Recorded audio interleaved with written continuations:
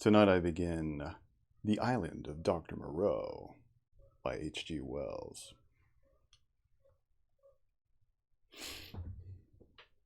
Introduction.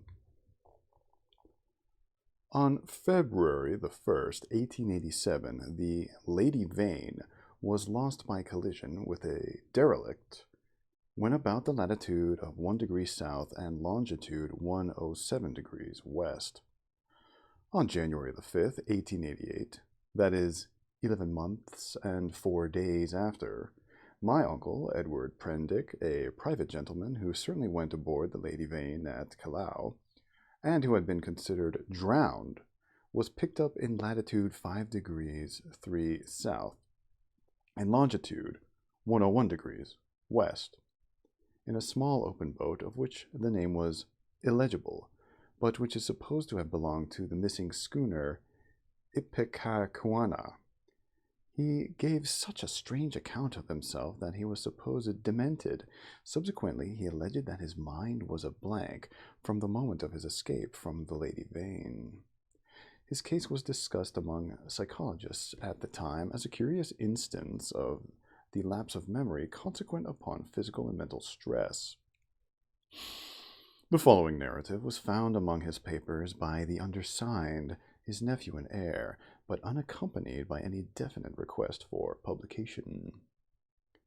The only island known to exist in the region in which my uncle was picked up is Noble's Isle, a small volcanic islet and uninhabited. It was visited in 1891 by HMS Scorpion. A party of sailors then landed, but found nothing living thereon except certain curious white moths, some hogs and rabbits, and some other peculiar rats. So that this narrative is without confirmation in its most essential particular. With that understood, there seems no harm in putting this strange story before the public in accordance, as I believe, with my uncle's intentions. There is at least this much in its behalf. My uncle passed out of human knowledge at about latitude 5 degrees south and longitude 105 degrees east, and reappeared in the same part of the ocean after a space of 11 months. In some way he must have lived during the interval, and it seems that a schooner called the Ipecacuanha, with a drunken captain, John Davies, did start from Africa with a puma and certain other animals aboard in January 1887. That the vessel was well known at several ports in the South Pacific, and that it finally disappeared from those seas, with a considerable amount of copra aboard, sailing to its unknown fate from Baena in December 1887, a date that tallies entirely with my uncle's story. Charles Edward Prendick. Okay, I'm not sure what he means by copra. So let's make that our first vocabulary word.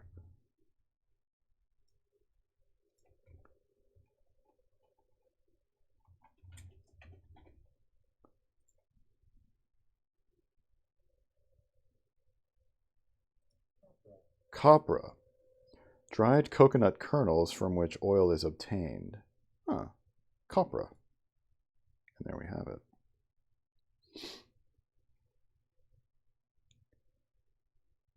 With a considerable amount of copra aboard. Okay. The story written by Edward Prendick. Chapter 1. In the Dinghy of the Lady Vane.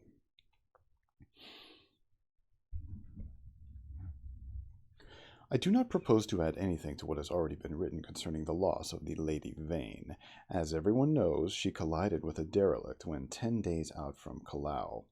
The longboat, with 7 of the crew, was picked up 18 days after by H.M. gunboat Myrtle, and the story of their terrible privations has become quite as well known as the far more horrible Medusa case. But I have to add to the published story of the Lady Vane another, possibly as horrible and far stranger. It has hitherto been supposed that the 4 men who were in the dinghy perished, but this is incorrect. I have the best of evidence for this assertion. I was one of the 4 men. But in the first place, I must state that there never were 4 men in the dinghy. The number was 3. Constans, who was seen by the captain to jump into the gig, luckily for us and unluckily for himself, did not reach us. He came down out of the tangle of ropes under the stays of the smashed bowsprit. Some small rope caught his heel as he let go, and he hung for a moment, head downward, and then fell and struck a block or spar floating in the water. We pulled towards him, but he never came up. Okay, there's another word. I think I said that right. Bowsprit.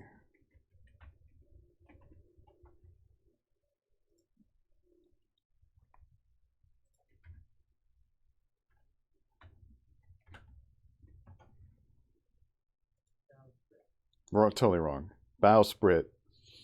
A spar extending forward from a ship's bow to which the forestays are fastened. I gotta see an image of that. I have no idea what that is. Oh. No images. Okay. Bowsprit. He came out of the tangle of ropes under the stays of the smashed bowsprit.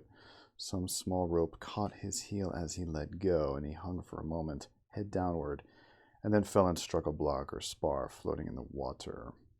We pulled towards him, but he never came up.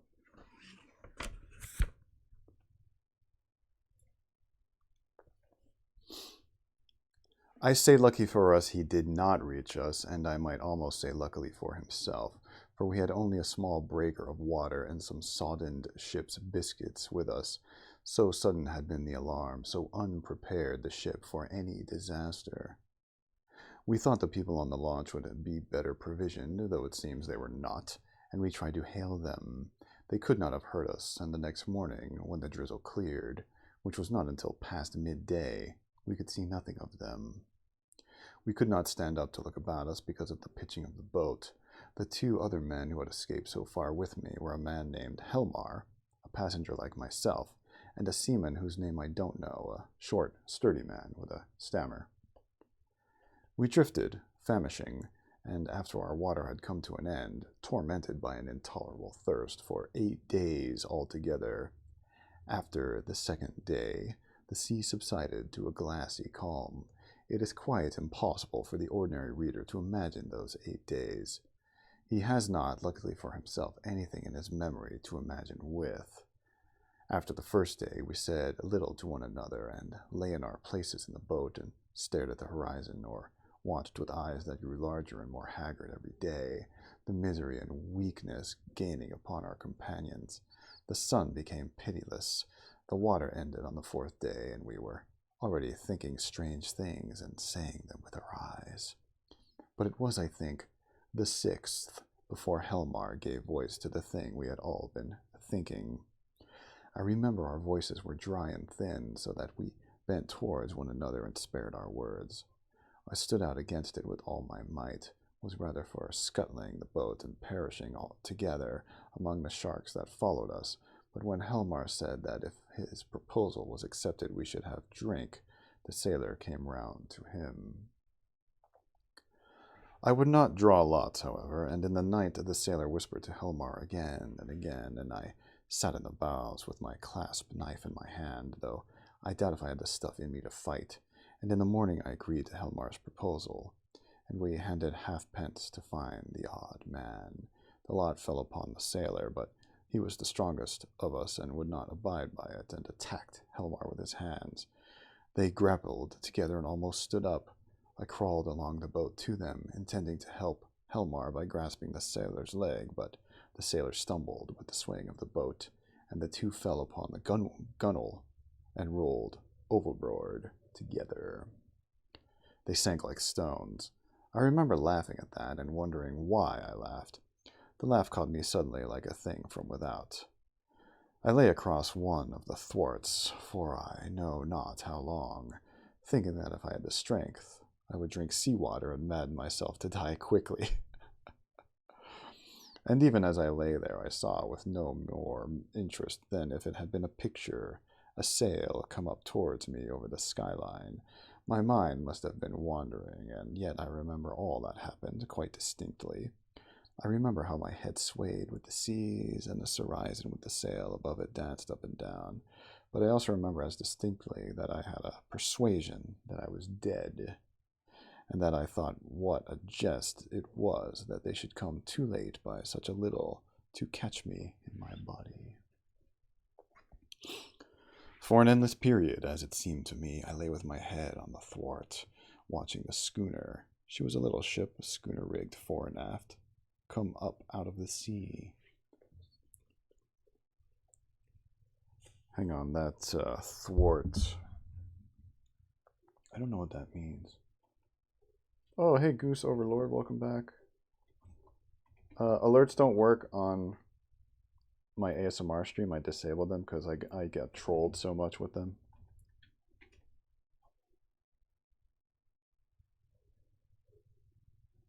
Thwart, verb. Prevent someone from accomplishing something. Oppose a plan. No. I'm looking for the noun. A structural crosspiece, sometimes forming a seat for a rower in a boat. Right. Okay. That's called a thwart. Yeah, I used to get trolled a lot. Had to shut them down. I lay across one of the thwarts for I know not how long, thinking if I had the strength I would drink seawater and madden myself to die quickly. Oh, sorry, I read that. I'll read the other one. For an endless period, as it seemed to me, I lay with my head on the thwart, watching the schooner. She was a little ship, schooner rigged fore and aft, come up out of the sea. She kept tacking to and fro in a widening compass, for she was sailing dead into the wind.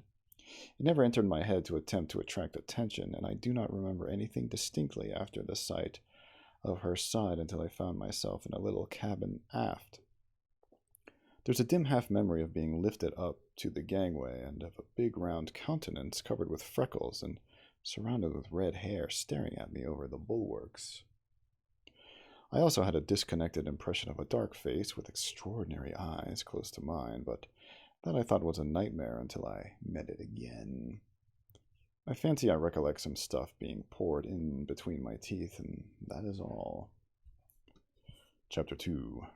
The Man Who Was Going Nowhere. The cabin in which I found myself was small and rather untidy. A youngish man with flaxen hair, a bristly, straw-colored mustache, and a dropping nether lip was sitting and holding my wrist. For a moment we stared at each other without speaking. He had watery gray eyes, oddly void of expression. Then just overhead came a sound like an iron bedstead being knocked about, and the low, angry growling of some large animal. At the same time the man spoke. He repeated his question. "How do you feel now?" I think I said I felt all right. I could not recollect how I had got there. He must have seen the question in my face, for my voice was inaccessible to me. Hey, Smoking Cat. Oh, you like Hitman 3? Great. You were picked up in a boat, starving. The name on the boat was the Lady Vane, and there were spots of blood on the gunwale. At the same time, my eye caught my hand, so thin that it looked like a dirty skin purse full of loose bones, and all the business of the boat came back to me. "Have some of this," said he, and he gave me a dose of some scarlet stuff, iced. It tasted like blood and made me feel stronger. "You were in luck," said he, "to get picked up by a ship with a medical man aboard." He spoke with a slobbering articulation with the ghost of a lisp. Story time, yes. "What ship is this?" I said slowly, hoarse from my long silence. "It's a little trader from Mariko and Callao. I never asked where she came from in the beginning. Out of the land of born fools, I guess. I'm a passenger myself, from Arica. The silly ass who owns her, he's Captain too, named Davies. He's lost his certificate or something. You know the kind of man. Calls the thing the Ipecacuanha, of all silly infernal names, though when there's much of a sea without any wind, she certainly acts according. Then the noise overhead began again, a snarling growl and the voice of a human being together, then another voice telling some heaven-forsaken idiot to desist.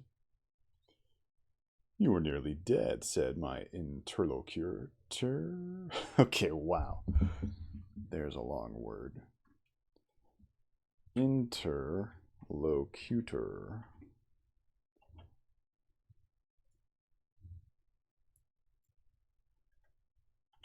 Interlocutor, yeah. Interlocutor. A person who takes part in a dialogue or conversation. I gotta hit the hay. I got school at 10. See you. Bye. Bye, Smoking Cat. Thanks for dropping by. "You were nearly dead," said my interlocutor. "It was a very near thing indeed, but I've put some stuff into you now. Notice your arm sore? Injections. You've been insensible for nearly 30 hours. I thought slowly. I was distracted now by the yelping of a number of dogs. "Am I eligible for solid food?" I asked. "Sorry I couldn't stay long." "Well, that's okay. Watching this stream makes me happy. Thank you, Goose Overlord."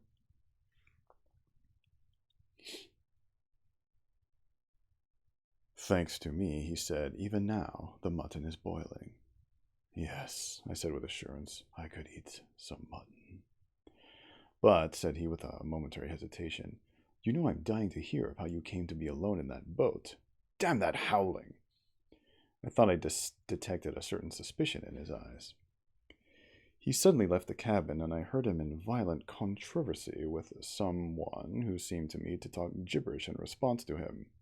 The matter sounded as though it ended in blows, but in that I thought my ears were mistaken. Then he shouted at the dogs and returned to the cabin. "Well," said he in the doorway, "you were just beginning to tell me." I told him my name, Edward Prendick, and how I had taken to natural history as a relief from the dullness of my comfortable independence. He seemed interested in this. I've done some science myself. I did biology at University College, getting out the ovary of the earthworm and the radula of the snail and all that. Lord, it's 10 years ago. But go on, tell me about the boat. He was evidently satisfied with the frankness of my story, which I told in concise sentences enough, for I felt horribly weak, and when it was finished he reverted at once to the topic of natural history and his own biological studies. He began to question me closely about the Tottenham Court Road and Gower Street. Is Kaplazzi still flourishing? What a shop that was! He had evidently been a very ordinary medical student and drifted incontinently to the topic of music halls. He told me some anecdotes. "Left it all," he said, 10 years ago. How jolly it all used to be. But I made a young ass of myself, played myself out before I was 21. I dare say it's all different now. But I must look up that ass of a cook and see what he's done to your mutton.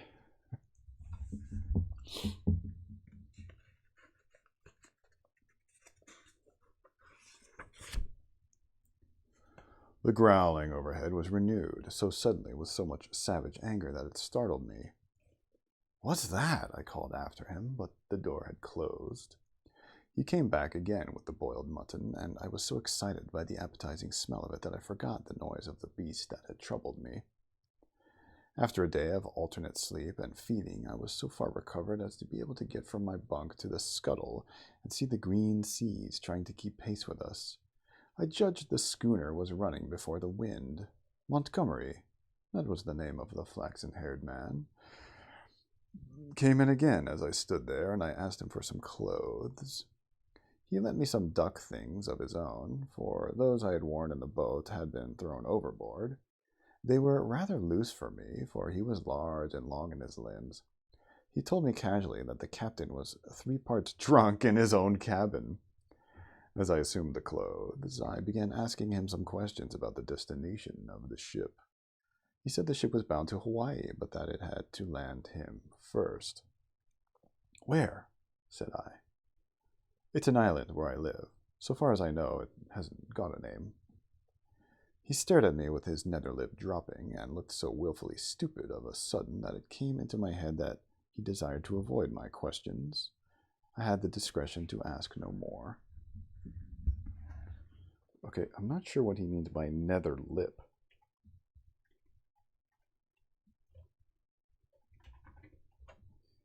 Keeps using that word.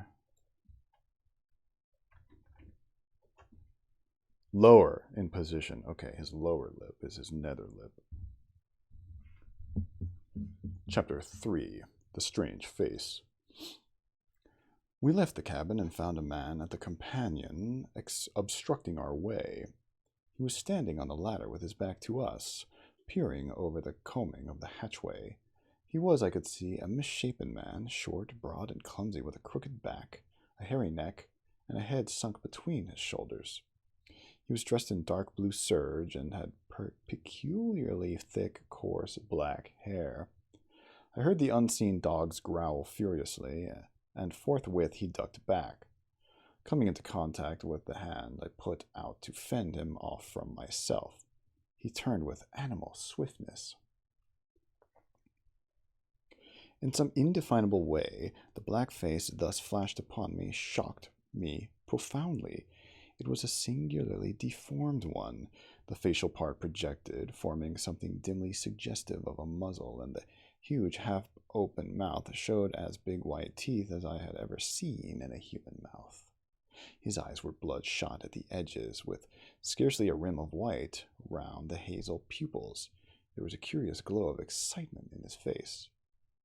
"Confound you!" said Montgomery. "Why the devil don't you get out of the way?" The black-faced man started aside without a word. I went on up the companion, staring at him instinctively as I did so. Montgomery stayed at the foot for a moment. "You have no business here, you know," he said in a deliberate tone. "Your place is forward." The black-faced man cowered. "They won't have me forward." He spoke slowly with a queer, hoarse quality in his voice. "Thank you, Becker, and welcome. Thank you for that follow." "Won't have you forward," said Montgomery in a menacing voice, "but I tell you to go." He was on the brink of saying something further, then looked up at me suddenly and followed me up the ladder. I had paused halfway through the hatchway, looking back, still astonished beyond measure at the grotesque ugliness of this black-faced creature. I had never beheld such a repulsive and extraordinary face before, and yet, if the contradiction is credible, I experienced at the same time an odd feeling that in some way I had already encountered exactly the features and gestures that now amazed me. Afterwards it occurred to me that probably I had seen him as I was lifted aboard, and yet that scarcely satisfied my suspicion of a previous acquaintance. Yet how one could have set eyes on so singular a face and have yet forgotten the precise occasion passed my imagination. Montgomery's movement to follow me released my attention, and I turned and looked about me at the flush deck of the little schooner. I was already half prepared by the sounds I had heard for what I saw. Certainly I had never beheld a deck so dirty. It was littered with scraps of carrot, shreds of green stuff, and indescribable filth. Fastened by chains to the mainmast were a number of grisly staghounds, who now began leaping and barking at me, and by the mizzen a huge puma was cramped in an iron little cage far too small even to give it turning room. Mizzen, I'm not sure what that means. A lot of nautical terms here I'm not familiar with. I haven't been on a boat in years.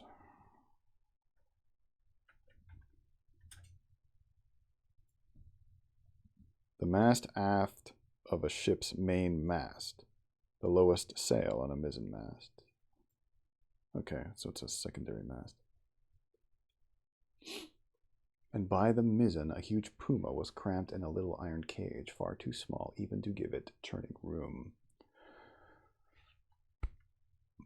Farther under the starboard bulwark were some big hutches containing a number of rabbits, and a solitary llama was squeezed in a mere box of a cage forward. The dogs were muzzled by leather straps. The only human being on deck was a gaunt and silent sailor at the wheel. The patched and dirty spankers were tense before the wind, and up aloft the little ship seemed carrying every sail she had. The sky was clear, the sun midway down the western sky. Long waves capped by the breeze with froth were running with us. We went past the steersman to the taffrail and saw the water come foaming under the stern and the bubbles go dancing and vanishing in her wake. See, there's another one. Taffrail.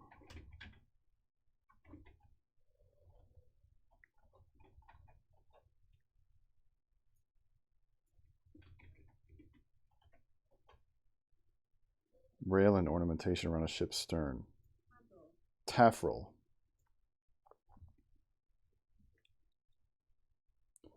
We went past the steersman to the taffrail and saw the water come foaming under the stern and the bubbles go dancing and vanishing in her wake. I turned and surveyed the unsavory length of the ship. "Is this an ocean menagerie?" said I. "Looks like it," said Montgomery. "What are these beasts for? Merchandise? Curios? Does the captain think he is going to sell them somewhere in the South Seas?" "It looks like it, doesn't it?" said Montgomery, and turned towards the wake again. Suddenly we heard a yelp and a volley of furious blasphemy from the companion hatchway, and the deformed man with the black face came up hurriedly. He was immediately followed by a heavy, red-haired man in a white cap. At the sight of the former, the staghound, who had all tired of barking at me by this time, became furiously excited, howling and leaping against their chains. The black hesitated before them, and this gave the red-haired man time to come up with him and deliver a tremendous blow between the shoulder blades. The poor devil went down like a felled ox and rolled in the dirt among the furiously excited dogs. It was lucky for him that they were muzzled. The red-haired man gave a yawp of exultation and stood staggering, and as it seemed to me in serious danger of either going backwards down the companion hatchway or forwards upon his victim. So soon as the second man had appeared, Montgomery had started forward. "Steady on there," he cried in a tone of remonstrance. A couple of sailors appeared on the forecastle. The black-faced man, howling in a singular voice, rolled about under the feet of the dogs. No one attempted to help him. The brutes did their best to worry him, butting their muzzles at him. There was a quick dance of their lithe, gray-figured bodies over the clumsy, prostrate figure. The sailors forward shouted as though it was admirable sport. Montgomery gave an angry exclamation and went striding down the deck, and I followed him. The black-faced man scrambled up and staggered forward, and going and leaning over the bulwark by the main shrouds, where he remained, panting and glaring over his shoulder at the dogs. The red-haired man laughed a satisfied laugh. "Look here, Captain," said Montgomery, with his lisp a little accentuated, gripping the elbows of the red-haired man. "This won't do." I stood behind Montgomery. The captain came half round and regarded him with the dull and solemn eyes of a drunken man. "What won't do?" he said, and added, after looking sleepily into Montgomery's face for a minute, "Blasted sawbones." With a sudden movement, he shook his arms free, and after 2 ineffectual attempts, stuck his freckled fists into his side pockets. "That man's a passenger," said Montgomery. "I'd advise you to keep your hands off him." "Go to hell," said the captain loudly. He suddenly turned and staggered towards the side.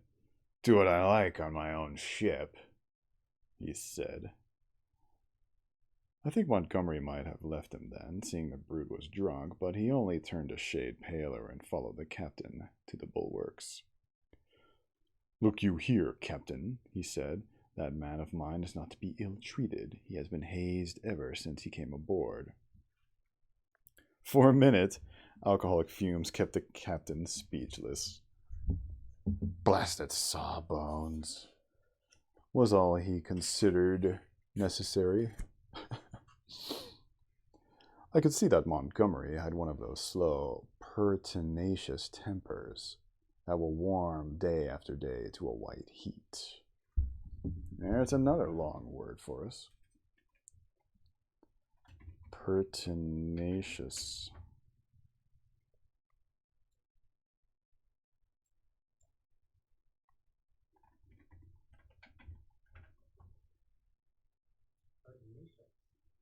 Adjective, holding firmly to an opinion or course of action. Yeah, holding firmly. So be it. I could see that Montgomery had one of those slow, pertinacious tempers that will warm day after day to a white heat and never again cool to forgiveness. And I saw, too, that this quarrel had been some time growing. "The man's drunk," said I, perhaps officiously. You'll do no good." Montgomery gave an ugly twist to his dropping lip. "He's always drunk. Do you think that excuses his assaulting his passengers?" "My ship," began the captain, waving his hand unsteadily towards the cages, "was a clean ship. Look at it now." It was certainly anything but clean. "Crew," continued the captain, "clean, respectable crew." "You agreed to take the beasts." "I wish I'd never set eyes on your infernal island. What the devil? Want beasts for on an island like that? Then that man of yours understood he was a man. He's a lunatic, and he had no business aft. Do you think the whole damn ship belongs to you?" "Your sailors began to haze the poor devil as soon as he came aboard."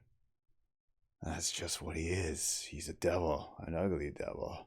My men can't stand him. I can't stand him. None of us can stand him, nor you either." Montgomery turned away. "You leave that man alone anyhow," he said, nodding his head as he spoke. But the captain meant to quarrel now. He raised his voice. "If he comes to this end of the ship again, I'll cut his insides out, I tell you. Cut out his blasted insides. Who are you to tell me what I'm to do? I tell you, I'm captain of this ship, captain and owner. I'm the law. I'm the law here. I tell you, the law and the prophets. I bargained to take a man and his attendant to and from Arica, and bring back some animals.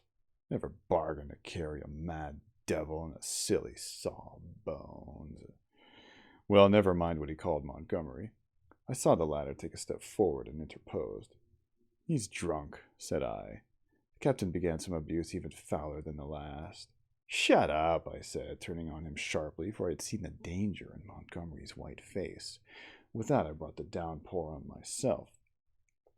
However, I was glad to avert what was uncommonly near a scuffle, even at the price of the captain's drunken ill will.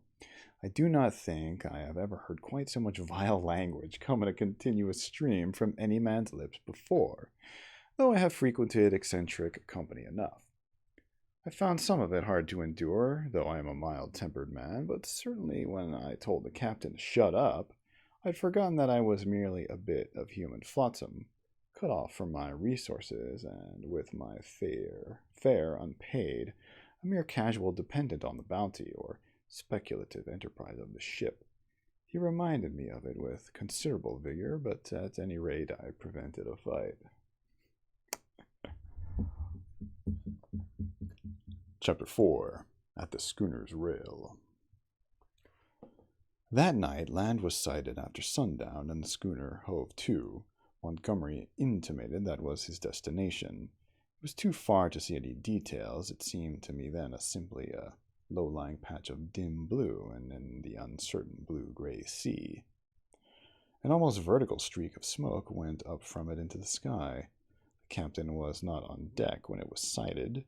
After he had vented his wrath on me, he had staggered below, and I understand he went to sleep on the floor of his own cabin. The mate practically assumed the command. He was the gaunt, taciturn individual we had seen at the wheel. Apparently he was in an evil temper with Montgomery. He took not the slightest notice of either of us. We dined with him in a sulky silence after a few ineffectual efforts on my part to talk. It struck me, too, that the men regarded my companion and his animals in a singularly unfriendly manner. I found Montgomery very reticent about his purpose with these creatures, and about his destination, and though I was sensible of a growing curiosity as to both, I did not press him. We remained talking on the quarter-deck until the sky was thick with stars, except for an occasional sound in the yellow-lit forecastle and the movement of the animals now and then. The night was very still. The puma lay crouched together, watching us with shining eyes, a black heap in the corner of its cage. Montgomery produced some cigars. He talked to me of London in a tone of half-painful reminiscence, asking all kinds of questions about changes that had taken place. He spoke like a man who had loved his life there and had been suddenly and irrevocably cut off from it. I gossiped as well as I could of this and that. All the time the strangeness of him was shaping itself in my mind. And as I talked, I peered at his odd, pallid face in the dim light of the binnacle lantern behind me. Then I looked out at the darkling sea, where in the dimness his little island was hidden. This man, it seemed to me, had come out of immensity merely to save my life. Tomorrow he would drop over the side and vanish again out of my existence. Even had it been under commonplace circumstances, it would have made me a trifle thoughtful, but in the first place was the singularity of an educated man living on this unknown little island, and coupled with that, the extraordinary nature of his luggage. I found myself repeating the captain's question. What did he want with the beasts? Why, too, had he pretended they were not his when I had remarked about them at first? Then again, in his personal attendant, there was a bizarre quality which had impressed me profoundly. These circumstances threw a haze of mystery round the man. They laid hold of my imagination and hampered my tongue. Towards midnight, our talk of London died away, and we stood side by side, leaning over the bulwarks and staring dreamily over the silent, starlit sea, each pursuing his own thoughts. It was the atmosphere for the sentiment, and I began upon my gratitude. "If I may say it," said I, after a time, "you have saved my life." "Chance," he answered, "just chance. I prefer to make my thanks to the accessible agent." "Thank no one. You had the need, and I had the knowledge, and I injected and fed you as much as I might have collected a specimen. I was bored and wanting something to do. If I had been jaded that day, or hadn't liked your face, well, it's a curious question, where you would have been now." This damped my mood a little. "At any rate," I began. "It's a chance, I tell you," he interrupted, "as everything is in a man's life. Only the asses won't see it. Why am I here now, an outcast from civilization, instead of being a happy man enjoying all the pleasures of London? Simply because 11 years ago I lost my head for 10 minutes on a foggy night." He stopped. "Yes?" said I. "That's all." We relapsed into silence. Presently he laughed. "There's something in the starlight that loosens one's tongue. I'm an ass, and yet somehow I would like to tell you." "Whatever you tell me, you may rely upon my keeping it to myself, if that's it." He was on the point of beginning, then shook his head doubtfully. "Don't," said I. "It's all the same to me. After all, it is better to keep your secret. There's nothing gained but a little relief if I respect your confidence. If I don't, well—"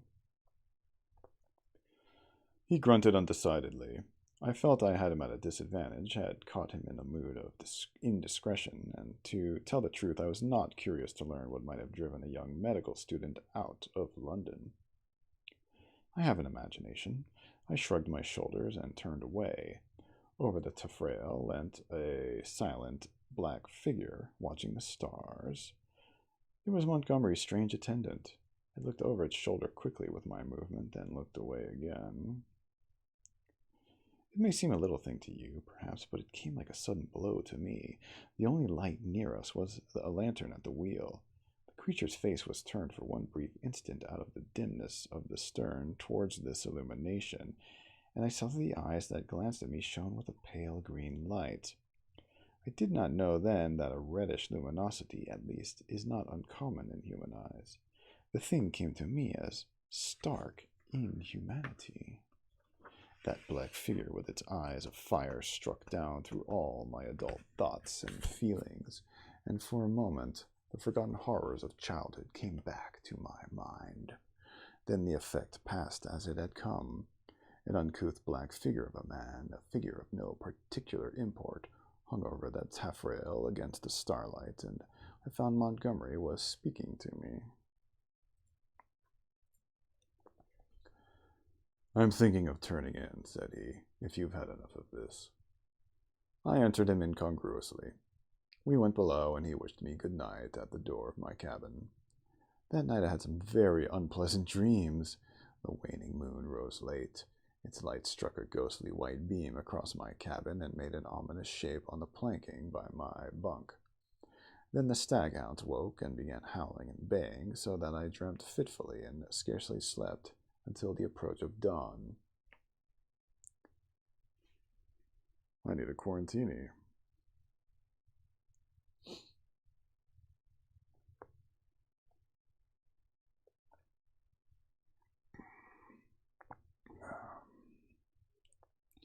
Chapter 5. The Man Who Had Nowhere to Go.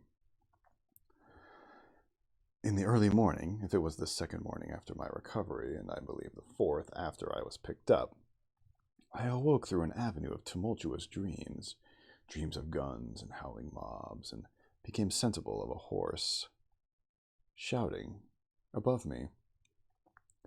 I rubbed my eyes and lay listening to the noise, doubtful for a little while of my whereabouts. Then came a sudden pattering of bare feet, the sound of heavy objects being thrown about, a violent creaking, and the rattling of chains. I heard the swish of the water as the ship was suddenly brought round, and a foamy yellow-green wave flew across the little round window and left it steaming.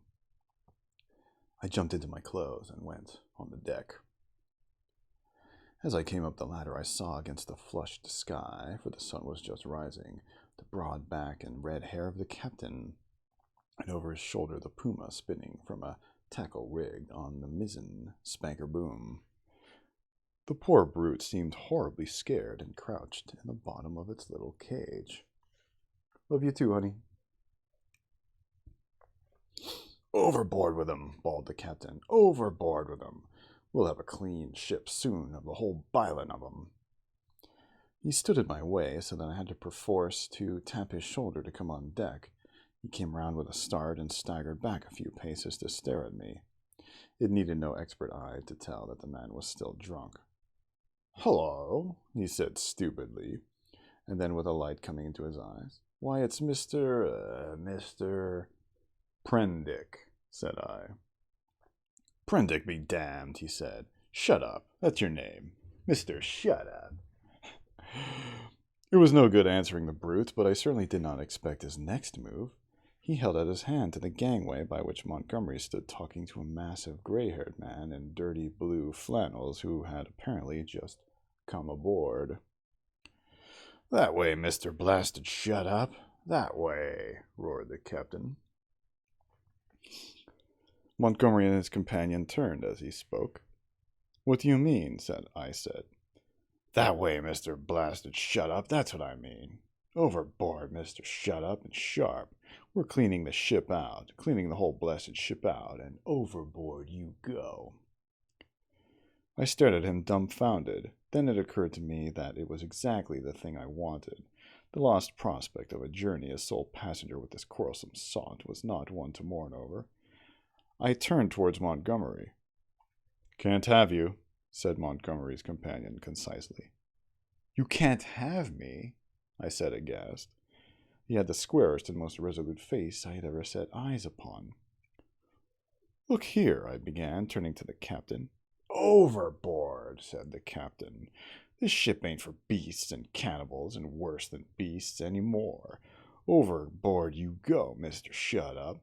If they can't have you, you goes overboard. But anyhow you go, with your friends. I've done with this blessed island forevermore. Amen. I've had enough of it."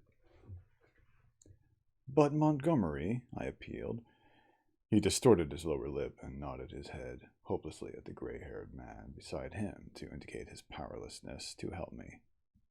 "I'll see to you presently," said the captain. Then began a curious three-cornered altercation. Alternately, I appealed to one and other of the three men, first to the gray-haired man to let me land, and then to the drunken captain to keep me aboard. I even bawled entreaties to the sailors. Montgomery never said a word, only shook his head. "You're going overboard, I tell you," was the captain's refrain. "Law be damned, I'm king here." At last I must confess my voice suddenly broke in the middle of a vigorous threat. I felt a gust of hysterical petulance and went aft and stared dismally at nothing. Meanwhile, the sailors progressed rapidly with the task of unshipping the packages and caged animals. A large staunch with 2 standing lugs lay under the lee of the schooner, and into the strange assortment of goods were swung. I did not then see the hands from the island that were receiving the packages, for the hull of the launch was hidden from me by the side of the schooner. Neither Montgomery nor his companion took the slightest notice of me, but busied themselves in assisting and directing the 4 or 5 sailors who were unloading the goods. The captain went forward, interfering rather than assisting. I was alternately despairful and desperate. Once or twice, as I stood waiting there for things to accomplish themselves, I could not resist an impulse to laugh at my miserable quandary. I felt all the wretcheder for the lack of breakfast. Hunger and a lack of blood corpuscles take all the manhood from a man. I perceived pretty clearly that I had not the stamina either to resist what the captain chose to do, to expel me, or to force upon Montgomery and his companion. So I waited passively upon fate, and the work of transferring Montgomery's possessions to the launch went on as if I did not exist. Presently that work was finished, and then came a struggle. I was hauled resistingly, weakly enough, to the gangway. Even then I noticed the oddness of the brown faces of the men who were with Montgomery in the launch, but the launch was now fully laden and was shoved off hastily. A broadening gap of green water appeared under me, and I pushed back with all my strength to avoid falling headlong. The hands in launch shouted derisively, and I heard Montgomery curse at them, and then the captain, the mate, and one of the seamen helping him ran me aft towards the stern. The dinghy of the Lady Vane had been towing behind. It was half full of water, had no oars, and was quite unvictualled. I refused to go aboard her and flung myself full length on the deck. In the end, they swung me into her by a rope, for they had no stern ladder, and then they cut me adrift. I drifted slowly from the schooner. In a kind of stupor, I watched all hands take to the rigging, and slowly but surely she came round to the wind. The sails fluttered and then bellied out as the winds came into them. I stared at her weather-beaten side, heeling steeply towards me, and then she passed out of my range of view. I did not turn my head to follow her. At first I could scarcely believe what had happened. I crouched in the bottom of the dinghy, stunned and staring blankly at the vacant, oily sea. Then I realized that I was in that little hell of mine again, now half swamped, and looking back over the gunwale, I saw the schooner standing away from me, with the red-haired captain mocking at me over the taffrail, and turning towards the island I saw the launch growing smaller as she approached the beach. Abruptly, the cruelty of this desertion became clear to me. I had no means of reaching the land unless I should chance to drift there. I was still weak, you must remember, from my exposure in the boat. I was empty and very faint, or I should have had more heart. But as it was, I suddenly began to sob and weep as I had never done since I was a little child. The tears ran down my face. In a passion of despair, I struck with my fists at the water in the bottom of the boat and kicked savagely at the gunwale. I prayed aloud for God to let me die.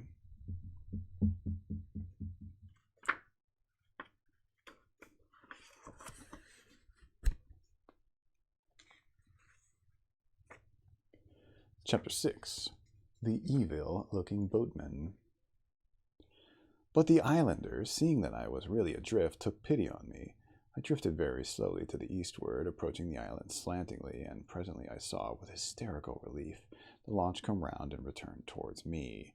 She was heavily laden, and I could make out as she drew nearer Montgomery's white-haired, broad-shouldered companion, sitting cramped up with the dogs and several packing cases in the stern sheets. This individual stared fixedly at me without moving or speaking. The black-faced cripple was glaring at me as fixedly in the bows near the puma. There were 3 other men besides, 3 strange, brutish-looking fellows at whom the stag-hounds were snarling savagely. Montgomery was steering, brought the boat by me, and, rising, caught and fastened my painter to the tiller to tow me, for there was no room aboard. I had recovered from my hysterical phase by this time and answered his hail. As he approached bravely enough, I told him the dinghy was nearly swamped, and he reached me a piggin. I was jerked back as the rope tightened between the boats. For some time I was busy bailing. Reached me a piggin. I don't know what that means either.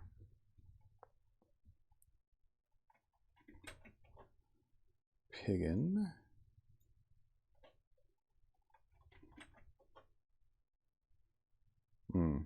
Reached me a piggin. Piggin string? Oh, it's a knot.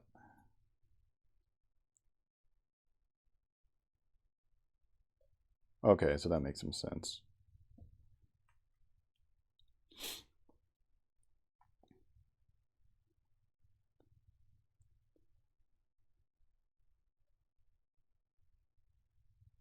I told him the dinghy was nearly swamped and he reached me a piggin, so he threw him a rope, a knotted rope.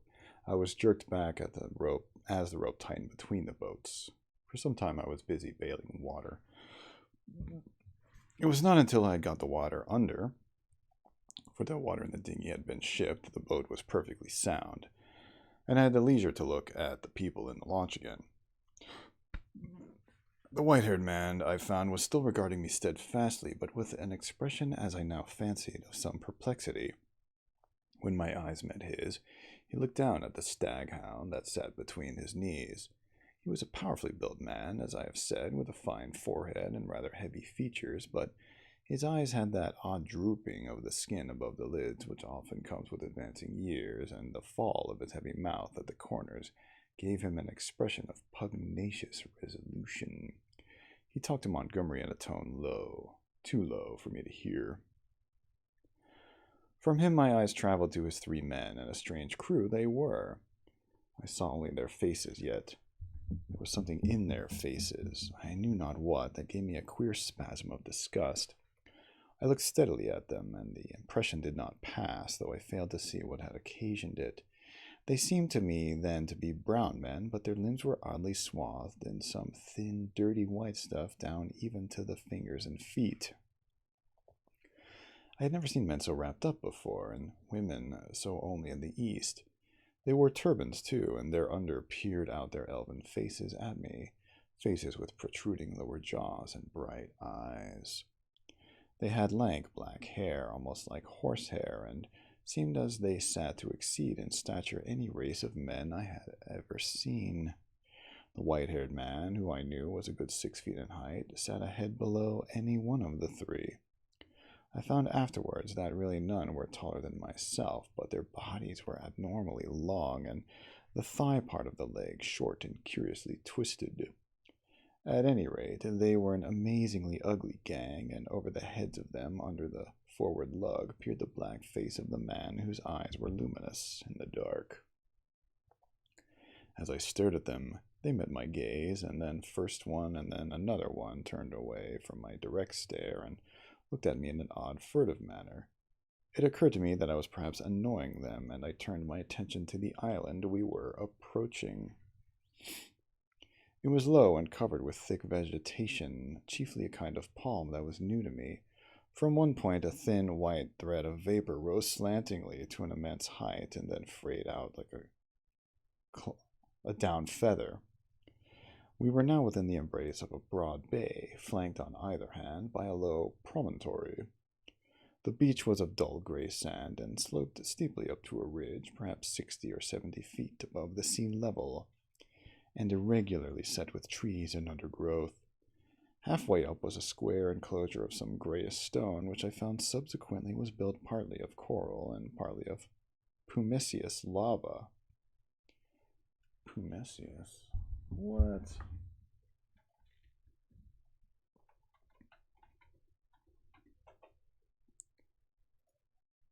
Pumiceous.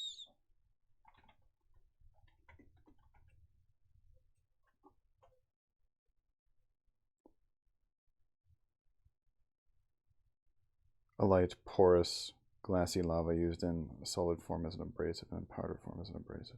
Oh, pumice. Pumiceous. Right. Got it. Like a pumice stone.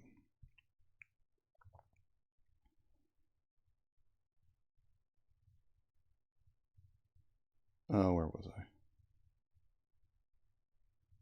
Halfway up was a square enclosure of some grayish stone, which I found subsequently was built partly of coral and partly of pumiceous lava. 2 thatched roofs peeped from within this enclosure. A man stood awaiting us at the water's edge. I fancied while we were still far off that I saw some other and very grotesque-looking creatures scuttle into the bushes upon the slope, but I saw nothing of these as we drew nearer. This man was of a moderate size and with a black, negroid face. He had a large, almost lipless mouth, extraordinary lank limbs, long, thin feet, and bow legs, and stood with his heavy face thrust forward, staring at us. He was dressed like Montgomery and his white-haired companion in jacket and trousers of blue serge. As we came still nearer, this individual began to run to and fro on the beach, making the most grotesque movements.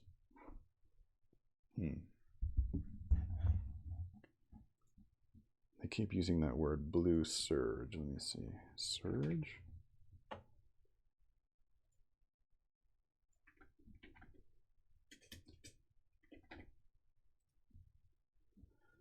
Serge, a durable twilled woolen or worsted fabric. Okay.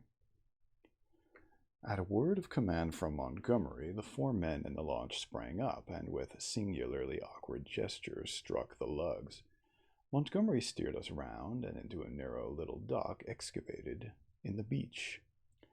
Then the man on the beach hastened toward us. This dock, as I call it, was really a mere ditch just long enough at this phase of the tide to take the longboat. I heard the bows ground in the sand, staved the dinghy off the rudder, and the big boat with my piggin, and freeing the painter, landed.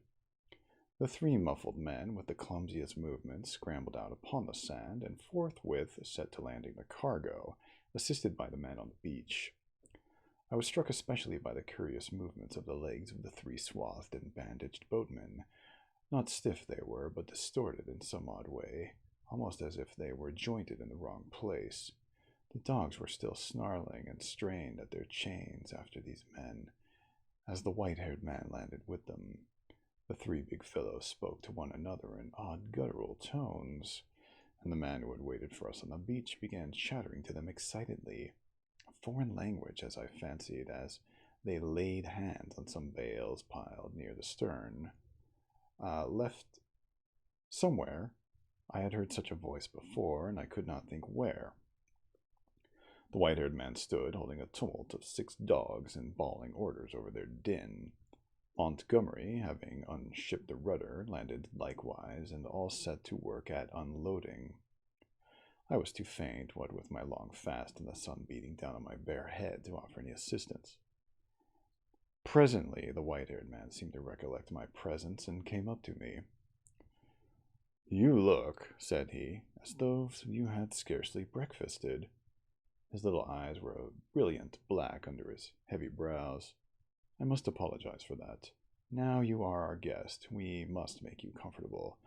Though you are uninvited, you know." He looked keenly into my face. "Montgomery says you are an educated man, Mr. Prendick. Says you know something of science. May I ask what that signifies?" I told him I had spent some years at the Royal College of Science and had done some researches in biology under Huxley. He raised eyebrows slightly at that. "That alters the case a little, Mr. Prendick," he said, with a trifle more respect in his manner. "As it happens, we are biologists here.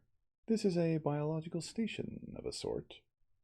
His eye rested on the men in white who were busy hauling up the puma on rollers toward a walled yard. I in Montgomery, at least, he added. Then, when you will be able to get away, I can't say. We're off the track to anywhere. We see a ship once in a 12-month or so. He left me abruptly and went up to the beach past this group and I think entered the enclosure. The other two men were with Montgomery, erecting a pile of smaller packages on a low-wheeled truck.